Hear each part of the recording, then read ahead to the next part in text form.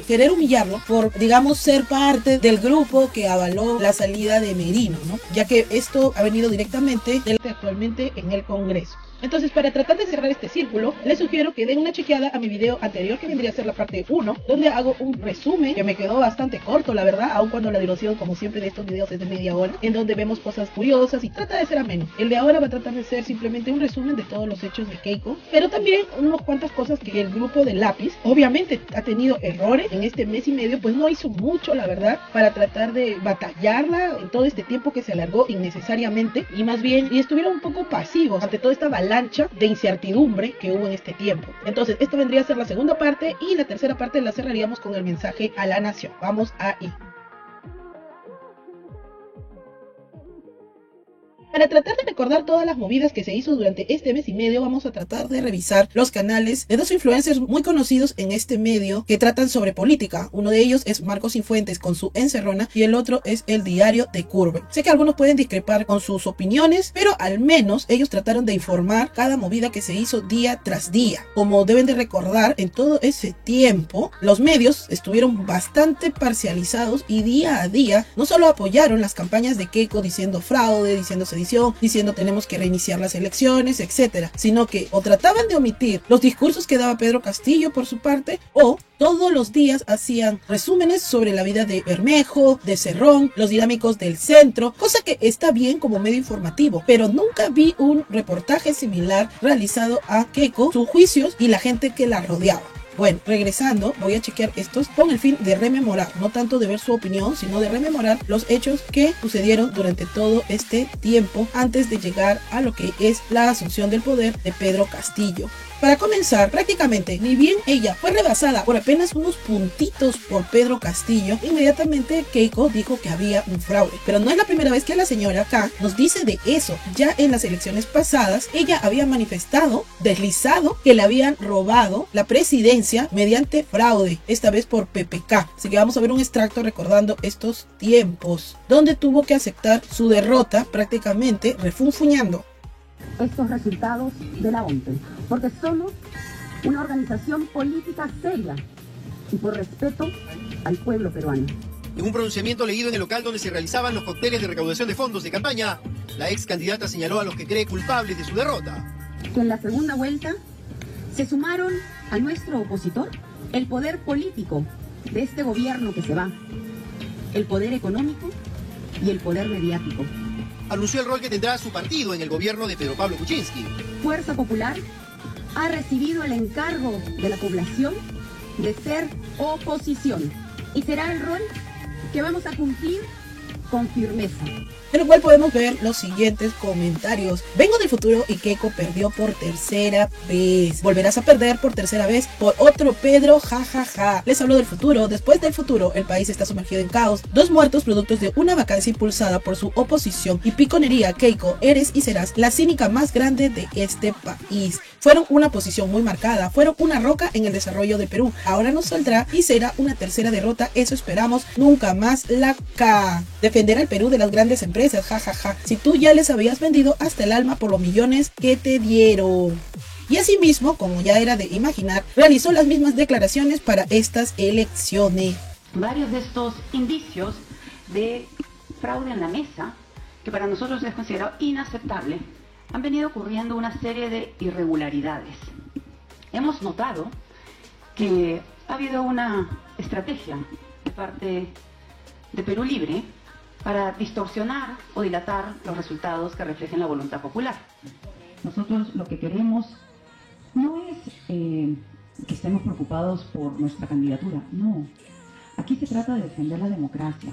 Esa palabra de democracia la vamos a escuchar durante este video todo momento, así que váyanse acostumbrando. Veamos algunos comentarios vistos en este video. Fraude es que haya pasado segunda vuelta con semejante antivoto que tenía. Fraude, demuéstralo. Mejor manda a trabajar al gringo y empieza a ejercer tu carrera, que bastante hemos gastado en tu educación. ¿Por qué no sacan a la luz de la prensa los casos que se presentó por parte de los personeros de Fuerza Popular? Ya que en la primera vuelta pusieron cédulas marcadas a favor de Keiko. En Perú y en todo el mundo siempre es fraude cuando la ultraderecha pierde, y en unos minutos más dirán que es dictadura. Señora K, que de la juramentación que firmaste, a esta mujer no le interesa nada más que enfundarse la franja de presidente de Perú para solucionar sus problemas judiciales.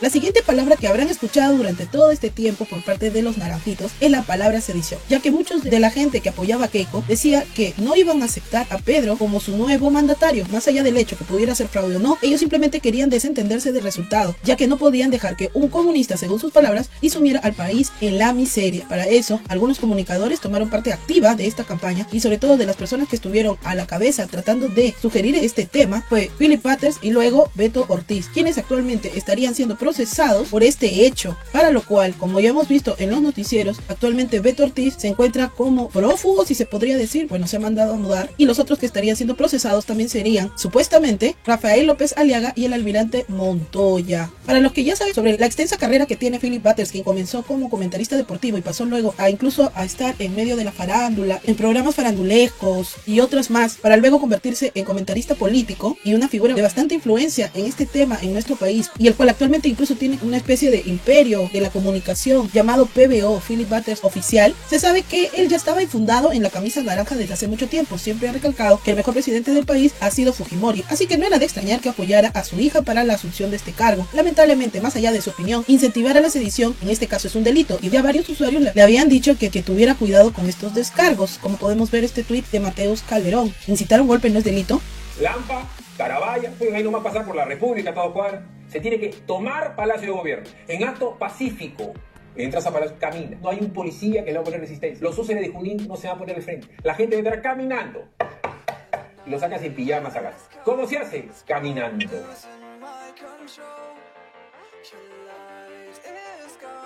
Otra figura de peso que se sumó a los aliados de Keiko fue sorpresivamente Lourdes Flores, quien otrora hubiese marcado oposición con los fujimoristas, esta vez se convirtió en férrea defensora, para sorpresa de muchos. Según ella, en defensa de la democracia y en aras de que haya una elección libre de todas dudas, como podemos ver en estas declaraciones.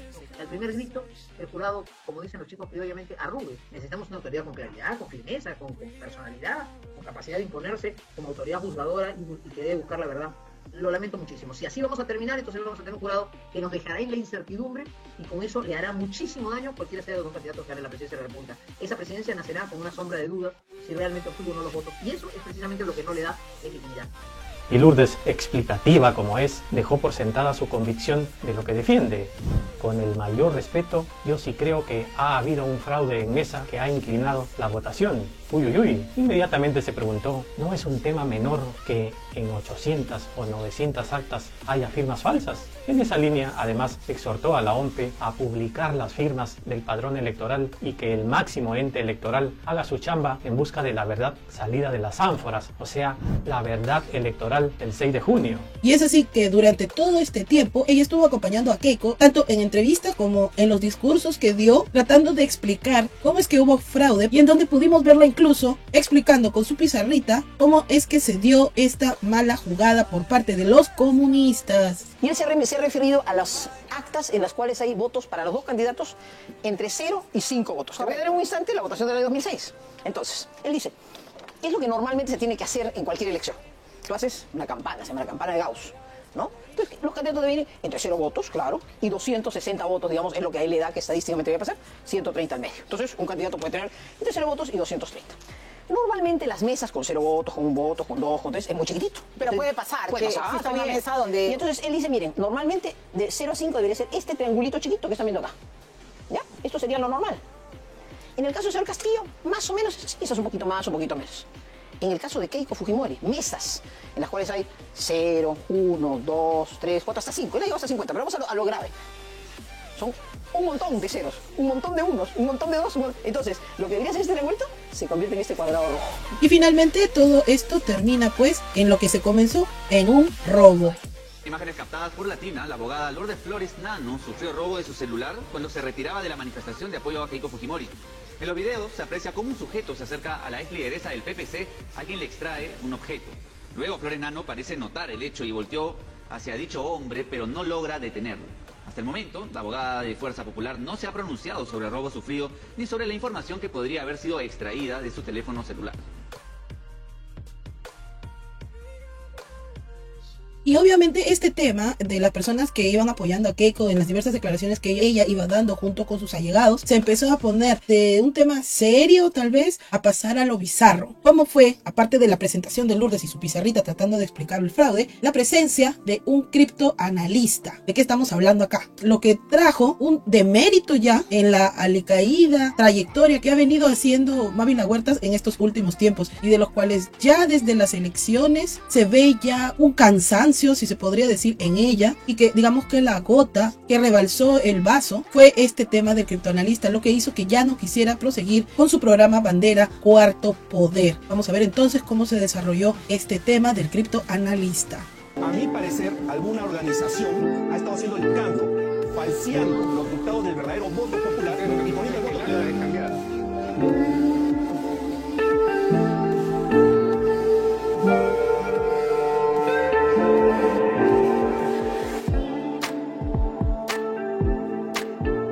Yo creo, estoy convencido que este es un momento donde los moderados en general, esos son los centros, las centros izquierdas, las centros derechas, los moderados en general, tenemos un rol importante. Yo quiero ver, por ejemplo, ¿no?, a todas las personas que votaron por la señora Fujimori de manera resignada, que no son, ellos mismos decían, no nos hace fujimoristas. Yo quiero ver a esos moderados que votaron por Fujimori, ver si es que levanten su voz sobre ya estas exageraciones que están teniendo para truncar el proceso electoral actual, donde ya, como han dicho los invitados anteriores, básicamente no hay unas ganas de frenar eso, ¿no? Es primero la hora de la entrega, después las actas, después el padrón, y nunca terminará, ¿no? Tenemos un rol los moderados, y sí te tengo que decir, Mávila, que quienes también tienen un rol importante, y me parece importante que lo haya mencionado Walter Albán en el bloque anterior, es la prensa, ¿no? En Estados Unidos, cuando pasó lo de Trump, ¿no?, cuando Trump ya se le fue ya la cabeza y empezó a mentir y sin parar, y ya no había quien lo pare, la prensa lo paró. Empezó a cortar los discursos y decía, acá el señor Trump ha mentido. Y entonces, en muchos canales decían, tenemos que cortar la transmisión del señor Trump porque ha mentido en esta cosa. Y yo no estoy viendo a la prensa con ese rol, con todo respeto, y Karine Mávila, ayer lo que ha pasado con el señor de la criptología en Cuarto Poder,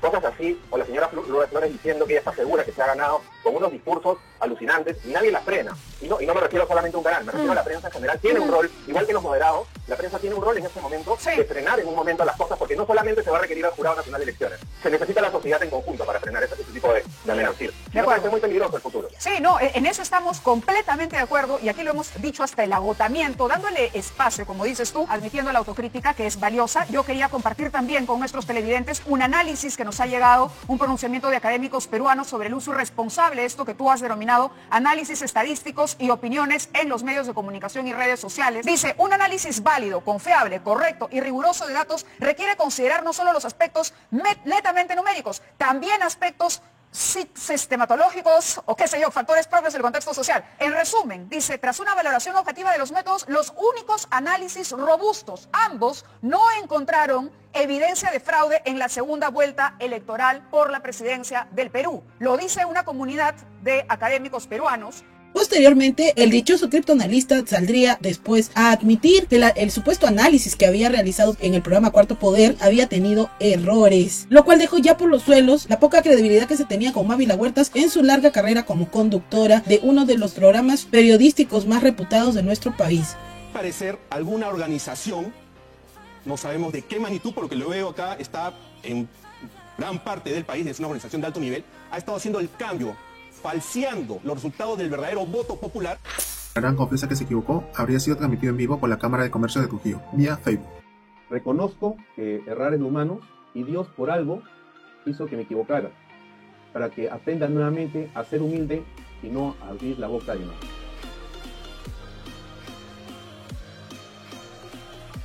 Y mientras aquí cada vez iba creciendo más la aceptación de la palabra fraude de estos comicios electorales, lo cual obviamente dividió a todos aquellos que habían ido a las urnas a sufragar su voto, y este movimiento estaba cobrando bastante fuerza, la verdad, para medios extranjeros, el resultado de los comicios había sido limpio y claro, y garantizaba la democracia en este sentido. Y lógicamente para los fujimoristas, esto ellos no lo podían tomar ni aceptar como válido mientras ellos realizaban sus propias investigaciones. Curiosamente, para un modelo que Keiko dice representar y digamos sigue un esquema capitalista de derecha, el presidente de Estados Unidos, Joe Biden, dio su respaldo al hasta entonces candidato Castillo. Si llegaban a anunciarlo como presidente, por supuesto que trabajarían con él. Es el intérprete de Joe Biden con respecto a América Latina. Y fíjate, esto es un extracto porque la entrevista es larga, ¿no? Esto fue parte de lo que le dijo ayer a los periodistas de la cadena W. Si Castillo gana, esa fue la decisión del pueblo peruano y vamos a buscar forma de trabajar con él. Y como nota adicional, por supuesto como era de esperarse, no solamente Biden dio su apoyo caso Pedro Castillo resultara ganador, sino que también Vladimir Putin hizo lo mismo cuando ya se había anunciado al ganador. Las elecciones presidenciales.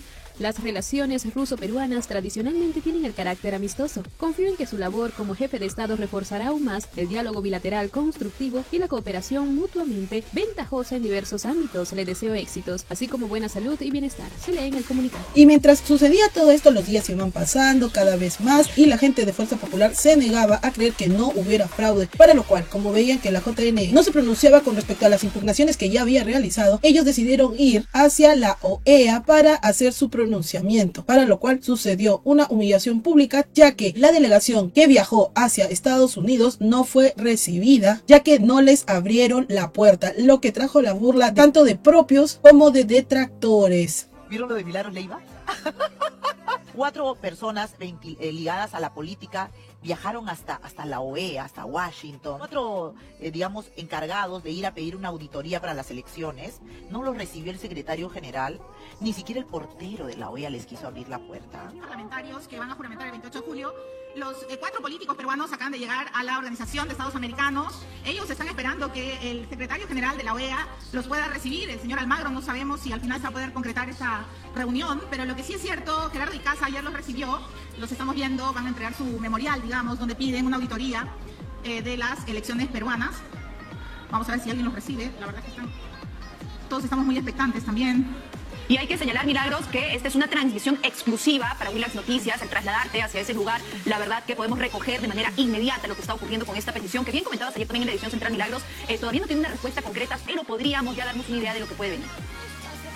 Sí, bueno, ayer ellos lograron ingresar por la puerta posterior, que es la puerta de las oficinas. Hoy estamos en la puerta principal de la OEA, ¿no es cierto? Que es por donde se reciben a las autoridades, por donde se reciben a los presidentes, a los parlamentarios. Están esperando, están haciendo las coordinaciones. Creo que se van a dirigir, me parece. Están haciendo unas coordinaciones, parece. Haciendo las coordinaciones. Sí. Están caminando. En efecto, creo que van a ser recibidos por la otra puerta. Hicieron una conferencia de prensa que fueron 2 gatos. O sea, qué mala organización. Si quieres ir a pedir algo así, tendrías que haber hecho un lobby, contratado relacionistas públicos encargados de prensa que por lo menos te garanticen que te van a recibir, número 1. Segundo, que tu conferencia de prensa haya más personas que Milagros Leiva nada más. Y se van como cualquier hijo de vecino a tocarle la puerta. Creen que porque uno se apellida Montoya, Nidia Vilches o Nano Guerra, les van a abrir la puerta. Después de que la OEA dijo, no, aplausos para el Jurado Nacional de Elecciones, para la OMP, todo lindo, precioso, lo van a recibir. La conferencia de prensa, de verdad, vi las imágenes y era para morirse de la vergüenza. Por eso es que vino una improvisada periodista que le gusta hacer figuretti y claro, se despachó ahí y lo subió a su regalado bus.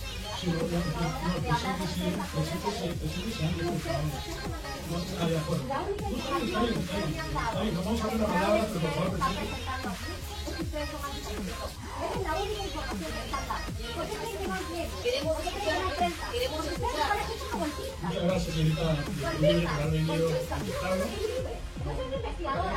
La voy a poner en la red. El tema de ustedes, asúmanse, es golpista. Y ahí les ha traído su Muchas gracias. Siempre señor Luminoso tiene aliados internacionales. Qué falta, pero cualquiera, Milagros Leiva va a ir de invitada especial y cualquiera le dice pues a estos señores, oigan, hagan primero un lobby, hay que hacer un lobby acá para que realmente nos reciban. Bueno, el show se lo robó el blooper de la Leiva. Toda esta introducción es para decirle que la Leiva definitivamente la hizo, ¿no? Ella que se fue, no sé desde dónde transmitía, pero porque es cierto, ya entraron en Washington, digamos, un poquito de calorcito, están en Estados Unidos, allá en el hemisferio norte, en veranito. Pero escuchemos, supongo que ya lo habrán visto, ¿no? Pero bueno, a ver, ya pensaba que no estaba al aire, ¿no? ¿Cuánto falta? Ay, qué calor de mierda. Bueno, lo que les decía, qué calor de mierda. Calor de mierda. Calor. ¿Cuánto falta? Hasta le han hecho su TikTok.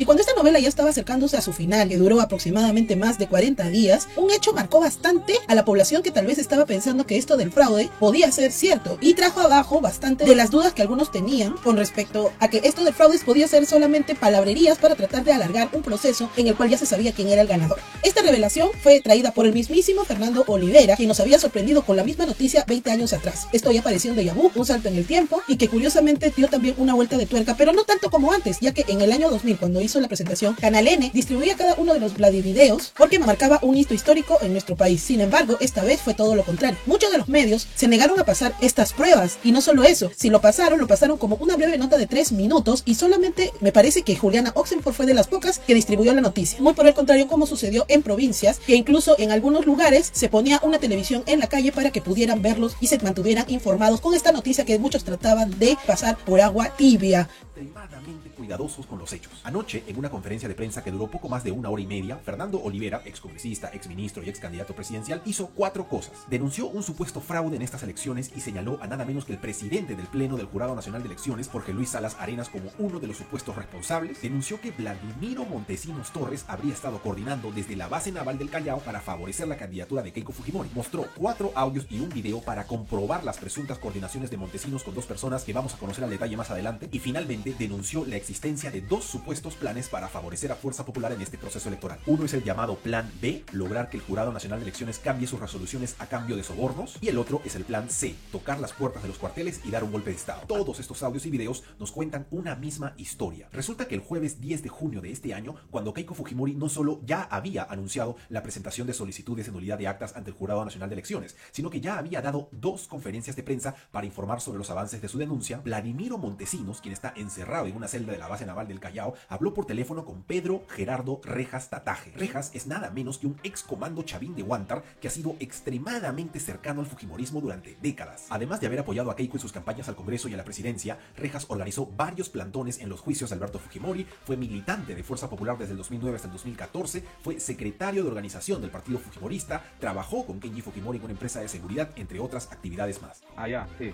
Le mandé a decirle que qué es lo que tenían que hacer, pero la chica se muere de miedo, se asusta, carajo. Lo tiene, pues, la Keiko tiene eso. Ah, ella tiene eso. Ella tiene eso, entonces, con esa documentación tendría que ir a la embajada y hablar con el encargado de inteligencia de la embajada, que se llama Oficina de Asuntos Regionales. Ya, ¿de embajada? ¿Qué embajada? ¿La americana? La americana de Estados Unidos, pues puede ir el marido de ella, puede ir como es norteamericano, puede ir a su embajada, ya, llevar los documentos, mostrarle, dejárselos a la embajada y pedirle que eso lo repitan al jefe que tienen ellos en Washington. Ya. En Washington el jefe le da cuenta al presidente de allá. Ya. Y se pide que la Casa Blanca, la vocera de la Casa Blanca, emita una declaración para evitar que Cuba, Venezuela, Nicaragua se impongan en el Perú. Ya. Con una declaración de eso tiene, pues, un peso grande. Corta también, ayuda. Claro, pues, carajo, puta, para eso le mandaba a decir varios días y no me hace caso, man. O sea, esa documentación ya la tiene ya también Keiko. Claro, pues esa documentación es la que ha estado presentando, demostrando de que las irregularidades y las falsedades que están habiendo, que votan los muertos. Ah, ya. Como vuelvo a indicar, estos Vladiaudios fueron tratados de pasarse lo más asolapadamente posible. La prensa no lo pasaba así nomás. En cuanto a las personas que apoyaban el movimiento de fraude, trataban de decir de que no se trataba del verdadero Vladimiro Montesinos, aunque notoriamente se trate de su voz, y que muchas de las acciones que él comentaba en estos Vladiaudios se notaba que estaba en total coordinación con Keiko y la gente de su partido. Y es así como desde ese momento la China pasó a ser la chica, gracias a su padrino Vladimiro. Finalmente, luego de muchos días, más de un mes, acercándonos bastante el 28 de julio, hecho que la misma gente de Fuerza Popular querían de que no se llegara el 28 de julio con un presidente y se ocasionara toda una incertidumbre política en nuestro país, con tal de que nadie asumiera el mando más que Keiko, es que se anuncia finalmente a nuestro nuevo presidente del Perú. Para bien o para mal, se quiera o no, más de la mitad del electorado total que fue ese domingo 6 de junio a votar, ganó casi raspando, pero definitivamente es nuestro presidente tal como lo anunció el Jurado Nacional de Elecciones. Hoy es martes 20 de julio de 2021 y con el reconocimiento de los resultados, ojo, de los resultados, no de su derrota, las palabras exactas importan. Y con el reconocimiento de los resultados por parte de Keiko Fujimori, finalmente después de 43 días se acabó el golpe lento, o al menos esta fase del golpe lento. El golpismo va a seguir, pero en el próximo bloque hablamos de eso. Sí me gustaría ahora que quede clara una idea. que el reconocimiento de resultados de Keiko tendría que haber sido la noticia real del día, no la proclamación del Jurado Nacional de Elecciones. Porque haber estado tan prendidos de la proclamación del jurado realmente ha sido un triunfo del golpismo sobre las matemáticas. No era necesaria una proclamación para que Pedro Castillo ya se asuma como presidente electo. Hace más de un mes que era matemáticamente imposible que Keiko Fujimori voltee los resultados. Miren este pedacito del programa del 16 de junio, hace más de un mes. Un acta en promedio tiene 207 votos, o sea, en el alucinante caso de que Fujimori gane todas las impugnaciones que aún quedan por resolver, Castillo solo tendría 8.900 votos menos. Igual gana las elecciones. Ya no habían más caminos legales, ya no habían más caminos constitucionales, ya no habían más caminos reales para, entre comillas, voltear los resultados. Es más, ¿saben cuál ha sido la diferencia final? La diferencia además entre los resultados al 100% de la OMP de hace más de un mes y los resultados de ayer. Después de un mes de apelaciones y recursos y pataleos y marchas, ¿sabes qué lograron? 205 votos. Esa es la diferencia entre los resultados al 100% de la OMP del 16 de junio y los de ayer del Jurado Nacional de Elecciones. Pero es más ridículo aún, porque esos 205 votos de diferencia son a favor de Pedro Castillo. Para eso presentaron 1.300 recursos, para eso gastaron más de 800.000 soles solo en apelaciones, para eso paralizaron el país durante más de un mes. Se insistió en una idea de fraude que nunca se pudo probar, que implicaba un operativo de tal magnitud que resulta inverosímil que en 43 días, con toda la plata que se ha movido en estos 43 días, no haya aparecido ni una sola persona, ni un solo testigo, ni un solo arrepentido. Y aún así, un sector pequeño pero muy poderoso de nuestro país, no del país, un sector muy poderoso de Lima, el más poderoso de Lima, ese pequeño sector que no tenía ni una sola evidencia, pudo mantener al país en vilo, y no solo en vilo, sino que llegó a convencer incluso a la gente que no creía en el fraude. Incluso a ellos los había convencido de que todavía había probabilidades de que Pedro Castillo no sea proclamado presidente. Y había un montón de gente esperando, no, hay que esperar que proclame el Jurado Nacional. No había necesidad de retrasar la transferencia. El señor Castillo era, desde hace más de un mes, el presidente electo.